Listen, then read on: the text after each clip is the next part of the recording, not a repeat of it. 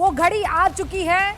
आप ये समझ लीजिए वो इंतजार खत्म हो चुका है जब आप ये जानेंगे कि देश में बिहार वो सूबा जहां से अलग अलग आंदोलन जो हुए हैं उसका झंडा बरदार उस जमीन को कहा गया है।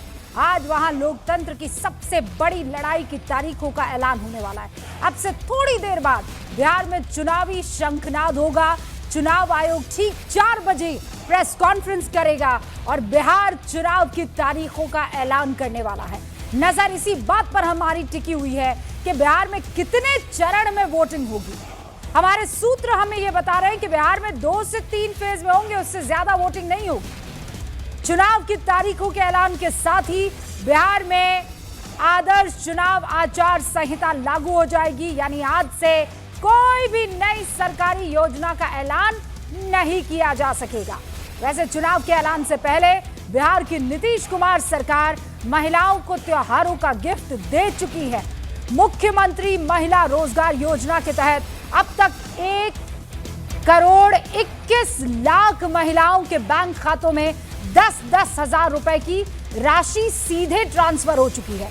चुनाव में नीतीश सरकार की इस योजना का कितना फायदा उसे होगा, ये तो देखिए नतीजे बताएंगे। लेकिन आज की तारीख चुनावों की तारीख का दिन है। आज ही सीएम नीतीश कुमार ने पटना वालों को मेट्रो रेल की सौगात भी दे दी है। पटना में मेट्रो रेल सेवा का उद्घाटन हो चुका है और इन सब के बीच पटना में बड़ी सियासी हलचल हो रही है। सीट बंटवारे को लेकर यह हलचल दिखाई दे रही है। पटना में एनडीए की लगातार बैठकों का दौर चल रहा है। महागठबंधन के बीच भी सीट शेयरिंग को लेकर आज बैठक शेड्यूल्ड है। तेजस्वी यादव हो या लेफ्ट पार्टी के नेता हो, उनके बीच में बैठक की खबर आ रही है। बैठक वहां भी होने वाली है। बिहार चुनाव को लेकर दिल्ली से पटना तक जो हलचल है उस पर बातचीत करने के लिए और डिटेल हम तक पहुंचाने के लिए, न्यूज़ 18 इंडिया के दर्शकों तक ये बात पहुंचाने के लिए हमारे साथ सारे जो हमारे साथी हैं और मतलब यानी रिपोर्टर्स जो मौजूद हैं ग्राउंड जीरो पर, वो आपको इस वक्त दिखाई दे रहे हैं। देखिए विज्ञान भवन से जहां चुनाव आयोग की प्रेस कॉन्फ्रेंस होने वाली है, हमारे साथ आपको इस वक्त नीरज दिखाई दे रहे हैं और नीरज के सूत्र बड़े पक्के होते हैं। जो खबर नीरज को वो सूत्र दे देते हैं वो खबर आप मान लीजिए फाइनल ही है और ये हर चुनाव आयोग की प्रेस कॉन्फ्रेंस में हमने देखा है।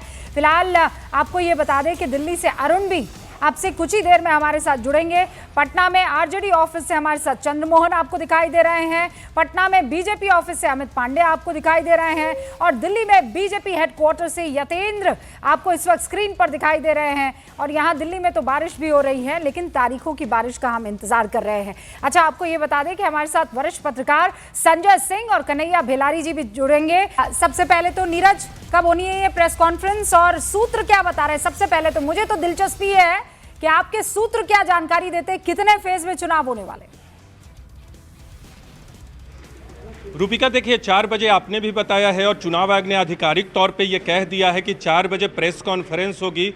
टॉप सोर्सेज ने कहा है कि 2 या 3 चरणों में होंगे, क्योंकि अगर 2 चरण में होता है तो बिहार के इतिहास में हालिया वर्ष में या हाल के दशक में ये पहली बार होगा कि 2 चरणों में बिहार में विधानसभा के चुनाव होते। अगर 3 चरण में होंगे तो फरवरी 2005 और पिछले साल, माफ़ कीजिएगा, पिछले विधानसभा चुनाव यानी 2020 में 3-3 चरणों में मतदान हुआ था। तो आप गेस कर सकती हैं 2 चरण में होता है तो बिहार के इतिहास में सबसे कम चरण हालिया वर्ष में इस बार होगा। अगर 3 चरण में होता है तो चुनाव आयोग ने पिछली बार की परिपाटी को फॉलो करने का फैसला किया, लेकिन टॉप सोर्सेज ने यही कहा है कि 2 से 3 चरण में होंगे। शेड्यूल की बात करें, अगर जो बिहार के लोग इस वक्त हमें देख रहे हैं, शाहाबाद मगध का जो इलाका है, जो यूपी से लगता हुआ इलाका है बनारस की तरफ से, उस इलाके में ही पहले चरण का चुनाव होगा और फिर बिहार के बाकी हिस्सों में मतदान और मतगणना की प्रक्रिया जो है, मतदान की प्रक्रिया वो संपन्न होगी।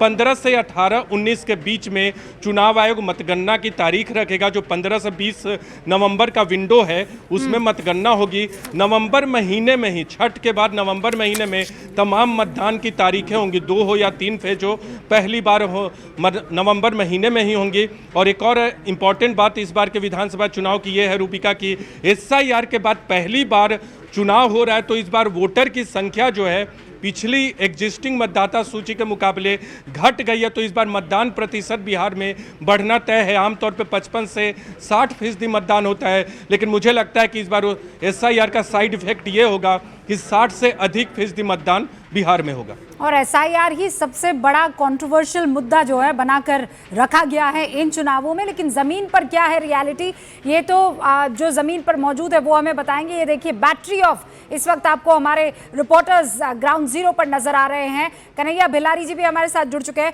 कन्हैया जी, सारी पार्टियां एक सुर में ये मांग कर रही है कि छठ के बाद ही चुनाव रखे जाए। सही है, छठ के बाद होना भी चाहिए। छठ बड़ा महत्वपूर्ण पद है बिहार का, बिल्कुल सही, तो इसलिए होना भी चाहिए। वो पूछ रहे थे कि अपने रिपोर्टर से कि कब आपको क्या लगता है कि कै फेज में होगा। हाँ। तो इतना हाँ, हमको भी लगता है 2 फेज में होगा, लेकिन असली बता देंगे। बागेश्वर धाम के बाबा से पूछेगा तो तुरंत बता देंगे। बड़ा आपको भी पर्ची निकालने का आजकल शौक चढ़ा है। हाँ बिलारी जी के पर्ची निकालेंगे तो पता लग जाएगा। लेकिन उसके लिए तो पहले अर्जी देनी पड़ती है ना। इतना वक्त कहाँ, अब तो 4 बजे ऐलान भी हो जाएगा। लेकिन जैसा आप कह रहे हैं कि 2 फेज में, आपको लग रहा है 2 फेज में होगा? पिछली बार मुझे लग रहा है, हाँ, मुझे लग रहा है कि 2 फेज में होगा। संभव है? संभव है, क्यों नहीं संभव। 1 फेज में भी अगर चाहे तो करा सकते हैं। हाँ, तो JDU तो ये मांग भी कर रही है कि 1 फेज में हो जाए। मेरी बात हुई थी तेजस्वी यादव से कि मैंने सुना कि आप कह रहे हैं कि 2 फेज, तो कहा कि मैं आधा फेज में भी तैयार हूँ, आधा दिन में करा लेंगे, पूरा दिन में न कराएं, एक आधा दिन में भी मैं तैयार हूँ। हाँ, 1 फेज में भी तैयार है, 2 फेज में भी तैयार है, आधा फेज में भी तैयार है, जैसे चाहे उन कराने। अच्छा, मतलब गजब का कॉन्फिडेंस है। यहाँ संजय जी भी हमारे साथ जुड़े हुए हैं। संजय जी, आपको क्या लग रहा है? 1, 2, 3 फेजेस, और साथ में बड़ा इंटरेस्टिंग है कि सब ये चाहते हैं कि छठ खत्म हो और यहाँ पर शुरू हो जाए वोटिंग, क्योंकि छठ पे हम भी जानते हैं बहुत सारे ऐसे लोग होते हैं, चाहे वो लेबर क्लास हो, चाहे वो कोई भी क्लास हो, अपनी ज़मीन पर ज़रूर जाती है, तो वहाँ पे फिर ऐसे में फ़ायदा होता है। रूपिका जी, पहले तो ये जो 1 फेज 2 फेज की बात हो रही थी और कन्हैया जी जो कह रहे थे, हाँ। एक चीज़ समझ लीजिए, ये मल्टी फेज चुनाव क्यों होते हैं और उसके पीछे आर्गुमेंट क्या था, ताकि जो लॉ एंड ऑर्डर की व्यवस्था है, जो वोटर है, वो सुरक्षित रूप से अपना वोट डाल पाए बिना किसी अदरवाइज इन्फ्लुएंस के और डर से वोटिंग। 7 फेजेस में भी देखे हमने। 7 फेज में वो जो चुनाव हुआ था, जिस चुनाव की 7 फेज की आप बात कर रहे हैं, वो चुनाव एक्चुअली 9 फेज या 10 फेज गया था, क्योंकि कई जगह चुनाव वो स्थगित कर दिए गए थे। तो अगर RJD ये डिमांड कर रही है कि आधे फेज में हो, 1 फेज में हो, तेजस्वी आधे फेज में तैयार हैं, तो ये नीतीश कुमार सरकार के लिए बहुत बड़ा विंडिकेशन है कि बिहार में लॉ एंड ऑर्डर की स्थिति ऐसी दुरुस्त हो गई है कि महाराष्ट्र जैसा आप चुनाव करवा सकते हैं। हाँ। तो ये नीतीश कुमार के पैट पे एक कंधे पे एक ताली है। ये तो बिलारी जी, ये तो कहानी में ट्विस्ट है कि अगर मान लीजिए आधे फेज के लिए भी विपक्ष का बड़ा नेता ये बात कह रहा है, तो इसका मतलब लॉ एंड ऑर्डर की सिचुएशन गजब की है। ऐसी गजब की कि कोई बैलेट, कोई बक्सा, कोई उठाकर पानी में फेंकने वाला नहीं है, लूटने वाला नहीं है ना। और वो लालू प्रसाद यादव ने सांड कह दिया था चुनाव आयुक्त को, याद होगा आपको, मुख्य चुनाव आयुक्त को। बिल्कुल कह दिया था, वो तब की बात है। अब आज डिजिटल युग थोड़ा था, उस समय डिजिटल युग की बात नहीं थी, तब की बात थी। अभी तो सब तैयारियां, अभी तो लॉ एंड ऑर्डर मुद्दा भी नहीं बनने जा रहा है। यहाँ तो मुद्दा होगा, 3 ही मुद्दा होगा, बेरोजगारी जो मुद्दा है और भ्रष्टाचार, जिस तरह प्रशांत किशोर लगे हुए हैं भ्रष्टाचार को उजागर करने में, और पलायन है जिसको प्रशांत किशोर लाए हैं। तो यही 3 मुद्दों पर इस बार चुनाव होगा। वोट चोरी कहाँ गया? वोट चोरी सब अब वो नहीं है, वोट चोरी नहीं, वो सब नेपथ्य में चला गया। बहुत इंटरेस्टिंग बात आपने उठाया है। हाँ। एक मुद्दा जो राहुल गांधी और तेजस्वी यादव वोट अधिकार और वोट चोरी को लेकर के चलते रहे, और तमाम ऐसे लोग को लेकर के गए बिहार में जो चुनाव जीत चुके हैं। इसी दरमियान उनकी पार्टी के और जो लोग बिहार को या बिहार के बारे में बहुत सारे निगेटिव बातें कहे हैं। हाँ। अब इतना बड़ा कैंपेन करने के बाद वो इलेक्शन में मुद्दा ही नहीं है। हाँ। तो आप एनर्जी अपने चुनाव में कहाँ खर्च कर रहे थे भाई? हमारे तो सूत्र ये बता रहे थे कि तेजस्वी बाबू कोई बहुत इंटरेस्टेड नहीं थे SIR को लेकर। वो तो राहुल जी की तरफ से एक गजब का प्रेशर बना था कि फिर इससे ये होगा कि हम 1300 किलोमीटर की यात्रा कर सकेंगे, और तेजस्वी बाबू ने उसमें हाँ कहा। हमने वक्त पर देखा है कि जब जब राहुल गांधी भाषण दे रहे थे, उसमें से एक तो मुझे भी याद है, वो जीप पर खड़े हुए थे और फिर वहां पर तेजस्वी उनको याद दिला रहे हैं कि भैया बेरोजगारी पर भी थोड़ा सा बोल दीजिए, हम आएंगे तो नौकरी देंगे, ये भी कह दीजिए। चंद्रमोहन भी हमारे साथ बने हुए। चंद्रमोहन, कहां पर आप मौजूद है और किस तरह की हलचल दिख रही है? भाई आज तो बैठकों का दौर है वहां बिहार में, खासकर पटना में।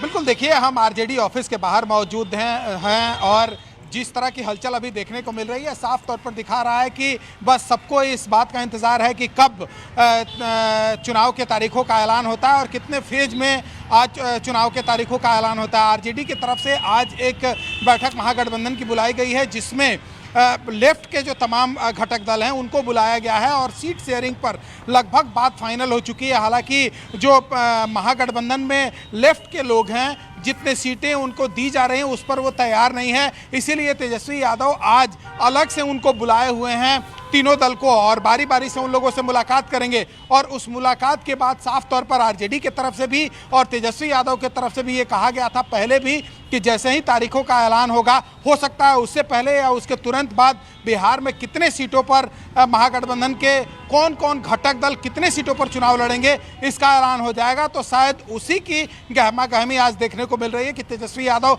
बस थोड़ी देर में बैठक भी बुलाने वाले हैं और 4 बजे का इंतजार भी है कि चुनाव आयोग क्या कहता है और कितने फेज में चुनाव के तारीखों का ऐलान होता है। ये सबसे महत्वपूर्ण होगा आज के जो बैठक चल रही है उसको लेकर, और साथ ही सबकी निगाहें इस बात को लेकर भी है कि कितने फेज में होता है, क्योंकि जेडीयू ने यह मांग किया था कि 1 फेज में चुनाव होना चाहिए, बीजेपी की तरफ से कहा गया था कि 2 फेज में होना चाहिए, और आरजेडी और महागठबंधन के तमाम घटक दलों की तरफ से यह कहा गया था कि 2 से 3 फेजों में चुनाव होना चाहिए। तो बस अब 4 बजे का इंतजार है कि चुनाव आयोग की तरफ से क्या ऐलान किया जाता है।